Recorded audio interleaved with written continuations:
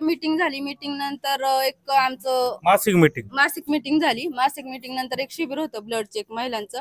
त्या शिबिरासाठी आम्ही आलो होतो, दोघी पण आलतो. ह्या गेल्या, मी थांबले, म्हणजे अशीच थांबले 5-10 मिनिटं.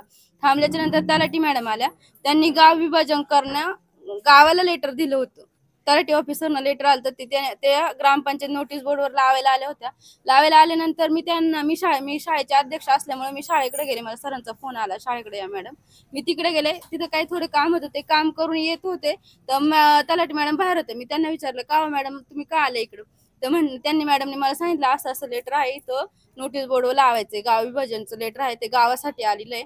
म्हणून ते लेटर मी गेले. आपली सहज मला सवय की नाही का बाबा, काय असेल तर विचारायचं किंवा फोटो बिटो काढ. मी त्या लेटरचा सहज फोटो काढला नुसता. फोटो काढल्याच्या नंतर म्हटलं घरी गेल्यावर वाचू बाबा नक्की काय काय नाही. ते वाचल्याच्या नंतर मला असं लक्षात आलं की हरकत घ्यायची, म्हणजे गावकऱ्यांनी हरकत घ्यायची याच्यावरती, गाव विभाजन होऊ नये म्हणून. करायचं की नाही करायचं, तर मग नाही करायचं. तर माझ्या बरोबर जे सदस्य काम करतात, मी अरविंद भाऊ बिडवई आणि अर्चनाताई ताम्हाणे, ह्या दोघांना फोन केला. म्हटलं असं असं आहे. आणि मग ते म्हटले बघू आपण उद्या याच्यावर चर्चा करू. उद्या चर्चा करू म्हणताच तर मग मी परत दुसऱ्या दिवशी माझं काम होतं शाळेत, म्हणून मी आले. परत ग्रामपंचायत मध्ये गेले, तर त्या नोटीस बोर्डवर पाहिलं तर मला नोटीसच नाही दिसलं. मग आमचे कर्मचारी होते, त्यांना विचारलं, म्हटलं ही तर नोटीस लावलेलं, कालचं नोटीस कुठे आहे? तर ते म्हटले आम्हाला नाही माहित, आम्ही इथं काम करतोय आतमध्ये, बाहेर आम्हाला माहित नाही. म्हटलं कोण कोण आलं होतं सकाळून?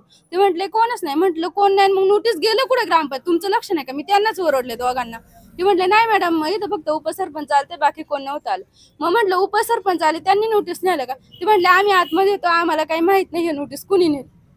म्हणजे सरपंच एखादी अशी गोष्ट ग्रामपंचायत, कारण की ते सोडून तिघां सोडून दुसरं कोणच नव्हतं.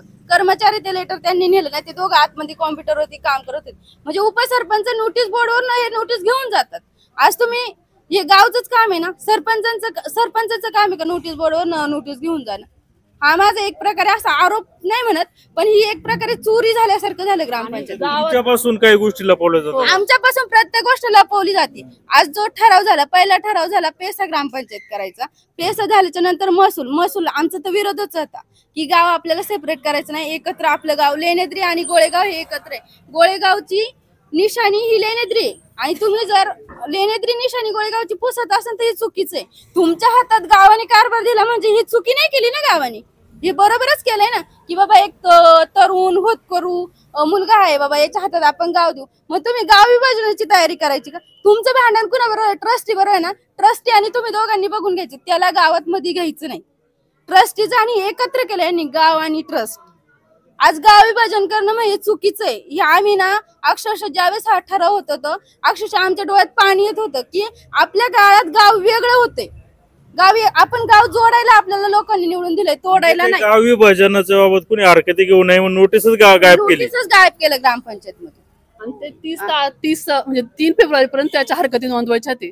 त्यासाठी आम्ही गाव बैठक केली, ठरवली होती, म्हणजे की जे लेकरून त्यांना हरकत असेल त्यांनी आमच्या बरोबर राहावं. कारण आम्ही तिघच फक्त विरोध बोलवतो ना, की आम्हाला गाव एकत्र पाहिजे, विरोध म्हणजे कुणी हे न करू, म्हणजे असं. म्हणजे लोकांना माहितीच नाही हरकती घ्यायची. की नाही ते फक्त लोकांना माहिती आम्ही रविवारी मीटिंग लावली होती.